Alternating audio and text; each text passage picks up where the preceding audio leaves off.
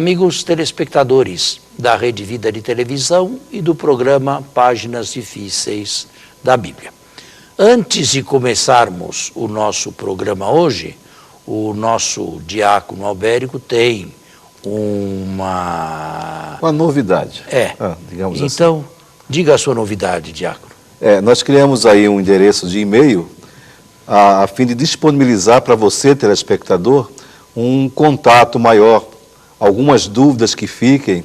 Então, esse e-mail é paginasagrada@hotmail.com. Repito, página sagrada. Tudo junto? Tudo junto. Paginasagrada@hotmail.com. É fácil. Página sagrada, tudo junto. Isso. @hotmail.com. Quaisquer dúvidas. Agora, atenção. As perguntas devem ser diretas, uma só, porque às vezes há pessoas que fazem 15, 20 e nós não temos tempo para tanto. Uma pergunta só e a resposta será clara, mas deve ser breve também. Tá certo? Isso mesmo. Essa é a novidade. Essa é a novidade, não é? Então, nós podemos recomeçar mais ou menos de onde paramos na última semana, no último sábado. Eu me referiria agora ao livro de Josué. Josué. Ele não está mais no Pentateuco. Sim. Ele faz parte da literatura deuteronomista. O Deuteronômio foi composto numa primeira época no reinado de Josias, uma primeira redação, final do século VII, deve ter tido bons retoques durante o exílio e depois do exílio também. Este livro do Deuteronômio provocou uma corrente teológica, chamemo-la assim, na falta de outro nome. E fruto desta corrente teológica, que muitos chamam corrente deuteronomista, nós temos livros deuteronomistas. E são os livros de Josué a Reis. Josué, Juízes, 1º e 2º de Samuel, 1º e 2º dos Reis. Esta é a literatura deuteronomista. Além disto, os deuteronomistas fizeram algumas pequenas inserções no Pentateuco, que também é tardio na sua totalidade, digamos assim, e de época pós-exílica. Bem, com relação ao livro de Josué, nós temos uma grande divisão em duas partes. A primeira parte é a conquista relâmpago da terra. Da terra prometida? E de Canaã. Canaã. A terra onde corre o leite e o mel. E a segunda parte do livro de Josué, todos têm a Bíblia e podem ver com facilidade, a divisão da terra pelas 12 tribos. Claro que isto tudo é muito tardio e o livro de Josué, historicamente, na sua totalidade ou na sua grande parte, não é defensável. E aqui eu estava conversando alguns minutos atrás, antes que o programa fosse ao ar, com o diácono, se eu já me havia referido a uma espécie de conquista modelo, de conquista forte e de conquista fraca. Ele me respondeu não ter conhecimento desta minha terminologia. Isso. Então é bem possível que o telespectador também não. Como nasceu, ou como deve ter nascido, o livro de Josué?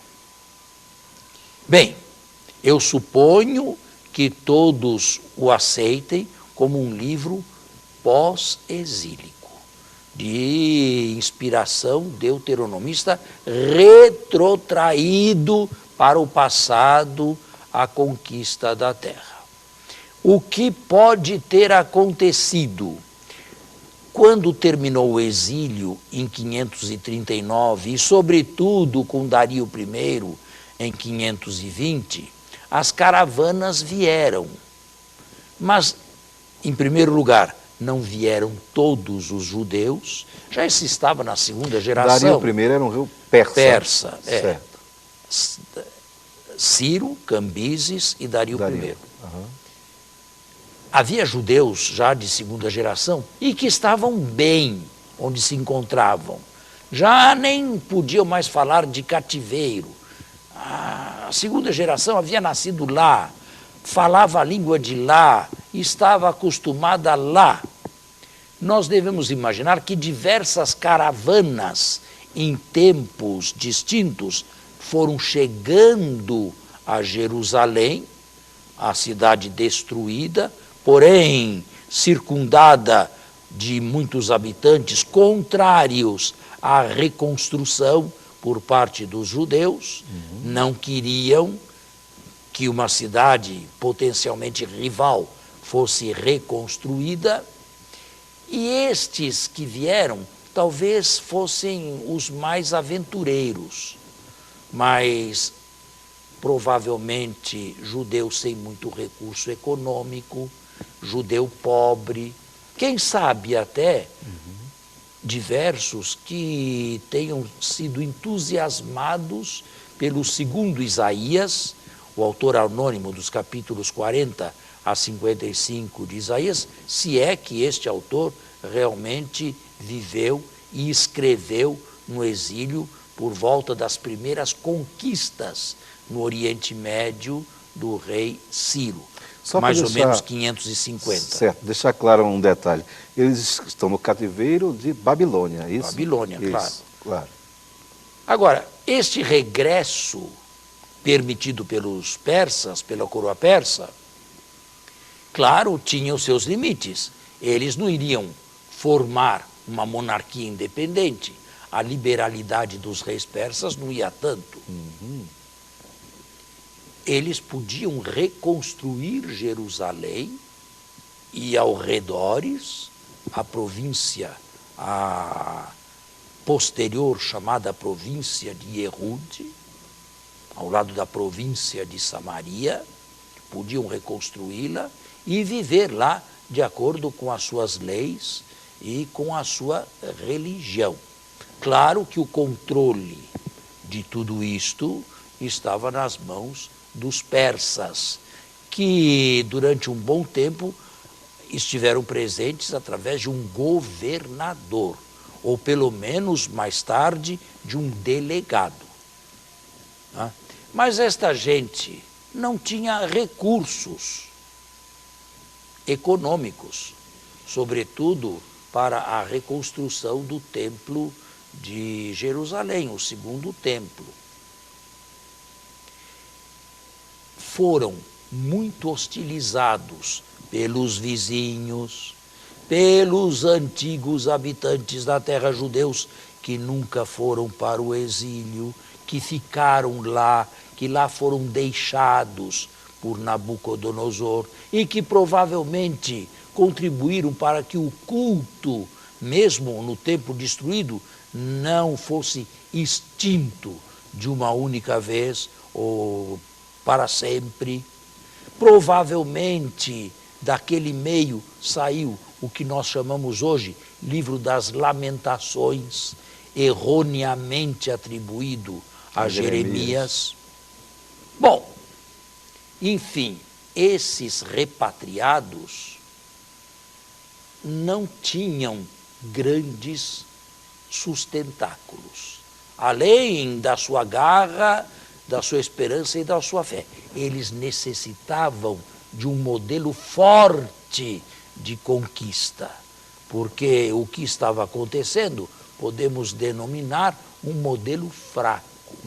Chegada de poucas caravanas com judeus sem grandes meios de levantar a Jerusalém destruída em 587. Esta necessidade de uma grande narração retrotraída para o passado e que alimentava o presente e que dava ânimo ao presente, é haver de alguns historiadores, e eu não tenho nada a dizer contra isto, o background, o pano de fundo do livro de Josué. Uma conquista relâmpago, com diversos reis capturados ou assassinados. Bem, historicamente, como é que Moisés poderia ter trazido esta gente? Eles eram um grupo misto, ali havia homens, mulheres, crianças, gente velha, não havia um exército armado. Como é que podiam invadir a terra e capturá-la da forma como vem dito no livro de Josué? Absolutamente impensável uma multidão incontrolada dessas, ou dessa. Enfim, o livro de Josué, indefensável do ponto de vista histórico, forma no passado um pano de fundo que encoraja a reconquistar aquilo que no passado já era deles. Pelo menos aquilo que no passado era considerado ser deles. Isto não tinha dito ainda? Não. Não, sobre isto não falei Não. ainda? Pois é, este é o pano de fundo Do livro de Josué. de Josué. Qual o seu autor? Temos o autor? Nós vamos fazer o intervalo e a pergunta vai ser respondida Na logo mais. próxima.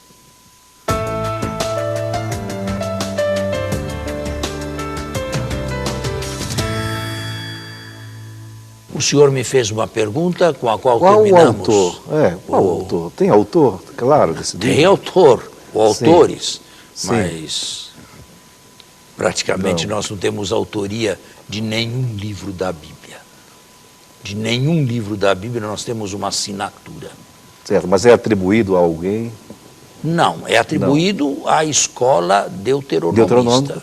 Deuteronomista. Não é? Agora, a judeus pós-exílicos, que reconstruíram um passado glorioso. Agora, a partir de onde reconstruíram? Não a partir do zero. Sabe? Eu me lembro, não sei se é do seu conhecimento, quando Brasília foi fundada, se lembra ou não? Não. Eu ainda me lembro. Não sei se eu não. Era criança, mas me lembro da inauguração de Brasília. O que havia aqui em Brasília antes da inauguração? Não havia nada. Cerrado, nada, né? Cerrado. Isso aqui era um cerrado. Isso aqui era mato. Um puro mato. Serpente, devia ter tudo por aí. Agora,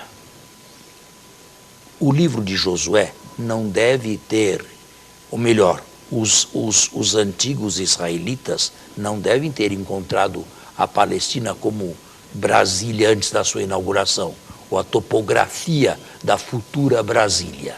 Eles devem ter encontrado ruínas, Eles devem ter encontrado muitas ruínas, cuja história eles não sabiam contar, cujo porquê eles não sabiam narrar, não sabiam o que tinha acontecido, mas ruínas impressionantes. Isto já do final do bronze recente e do ferro primeiro, a época em que colocamos os primeiros israelitas. Não é? Então, essas ruínas deviam ser objeto de muitos contos, de muitas histórias. E, dentre elas, algumas estão aí no livro de Josué. A este gênero literário, isto é, olhar um local, ou ver o nome de uma coisa e não saber explicar, e contar uma história que explique, a isto nós damos o nome de gênero etiológico. Gênero etiológico. se viam essas ruínas, elas eram vistas, elas eram admiradas, eram estupendas, causavam espanto, não se sabia nada, era fácil inventar histórias, era fácil contar histórias. E diversas dessas histórias devem ter, trazendo uma conquista forte, não é? E retrotraída para o passado, algumas delas, pelo menos, devem constar aí do livro de Josué. E diversos reis também, passados a fio de espada ou assassinados. E vale dizer também que nesse livro se tem uma ordem de Deus de passar a fio de espada todos, homens, mulheres, crianças e até gado. Não sobra nada. Herem. Aplicar o herem, o anátema. Bem, isso aqui nos traz constrangimento, não é? Sobretudo para quem lê a Bíblia num ambiente cristão. Deus fala. Uma primeira resposta. Israel nunca fez isso historicamente. Nunca foi um povo belicoso. Nunca passou a fio de espada quem quer que seja, do ponto de vista histórico. Então como surge? Os povos vizinhos todos tinham essas histórias. Israel não podia ficar em pé de inferioridade. Então, era preciso narrar eles também, criar eles também, esses contos, essas façanhas e retroprojetá-las no passado. Agora, podiam fazer isto? Hoje nem isso nós não devemos fazer, porque somos cristãos. Mas 6 séculos antes de Cristo, ainda tinham que caminhar muito para chegar ao Sermão da Montanha. Amai os vossos inimigos, não é? Fazei o bem àqueles que vos perseguem, vos odeiam e vos caluniam. Claro que não tinham isso. Isso faz parte do Novo Testamento. Essa é a novidade trazida por Jesus. Mas estavam ainda há 6 séculos antes do cristianismo, ou antes de Jesus Cristo. Então, vejam, o livro deve ter nascido assim. E deve ter se constituído numa espécie de paradigma para a reconstrução laboriosa, difícil, dolorosa, dura, lenta de Yehud, isto é, de Jerusalém, do seu templo, das suas casas e mais tarde das suas muralhas também. Mas aí me ocorre uma pergunta, né, que o telespectador deve estar fazendo também. Eles reconstruíram a partir de Jericó, sim ou não? Que eles encontraram ruínas, passaram por cima? Historicamente, não. O livro é indefensável. Sim, eu entendi essa parte. Mas quando eles reconstroem... É a primeira cidade do mundo de que se tem notícia até hoje.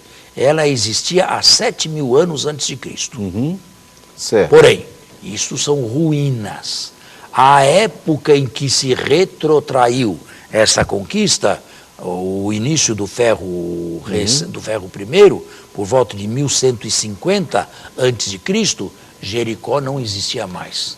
Não existia nem sequer ruínas? Não, as ruínas sim. Então, a minha pergunta é essa. Não existia cidade habitada. A minha pergunta é essa. Aonde que eles reconstruíram? Deixaram de lado as ruínas? Nunca construíram Jericó. Tá. Pelo contrário, o livro conta a destruição de Jericó. Contaram uma história contrária. As ruínas que estão aí são parte de nossas proezas. Agora é certo. Parte da nossa conquista.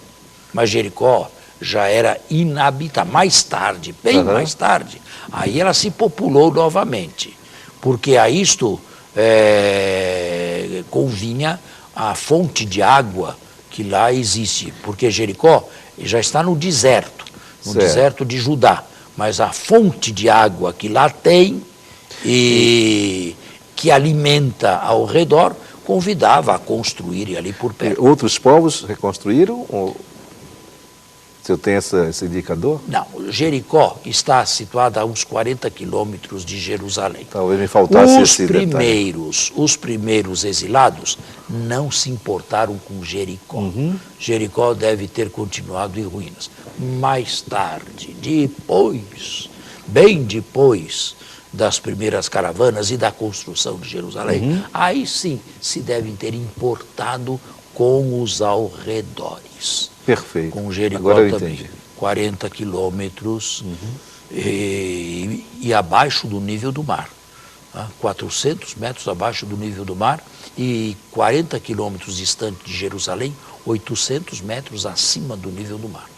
Portanto, uma estrada muito Íngreme, né? íngreme para se subir ou se descer, sobretudo no passado, né?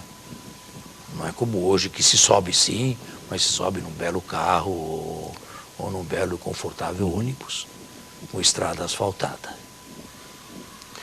Então, aí o povo vai sendo formado aí esse povo que retorna, aí- junto com outros que já existiam. Não, esse foi outro problema também. Saber se aceitam ou não os judeus que não foram para o exílio. Num primeiro momento, parece que foram aceitos. Houve uma espécie de universalismo. Mas num segundo momento, sobretudo nos períodos de Neemias, 445 a 423 a.C., e Esdras, 395 a.C., nesses momentos, os judeus se restringiram, se fecharam muito e passaram a considerar verdadeiros judeus apenas aquele grupo que tinha vindo de Babilônia. E os outros? Foi a tragédia dos casamentos mistos. Com Neemias e depois com Esdras, muitos judeus que se tinham casado com não judias ou judias que não tinham ido para o exílio ou que não tinham estado no exílio ou que não tinham tradição de exílio, tiveram que despachar as suas mulheres para poderem continuar no povo. O judaísmo se tornou, esse é um ponto delicado e um ponto discutível hoje, claro, não é? O judaísmo se tornou fechado e uma espécie de semente santa, semente sagrada. É o livro do Levítico, é o Código da Santidade, que não pode de forma nenhuma se misturar com outras nações, com outros povos. E os judeus da época pós-Esdras, que é considerado o primeiro escriba, já sem profetas, já sem grandes nomes carismáticos do passado, Esdras, o primeiro escriba, esses aí começaram uma tradição oral que veio até Jesus. E se continuou bem depois de Jesus também, e entrou e foi depois escrita, já na era cristã, na Mishnah, que é um texto judaico, e posteriormente, no século IV da nossa era, no Talmud.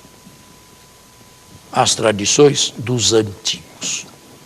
Dizem eles que elas se teriam começado com Esdras, o sacerdote, e para eles o primeiro escriba, o primeiro, digamos, doutor da lei. O nosso tempo está encerrado. Que pena. Vamos terminar por hoje e continuamos na próxima semana. Muito obrigado. Até o próximo sábado, com a bênção e a graça de Deus.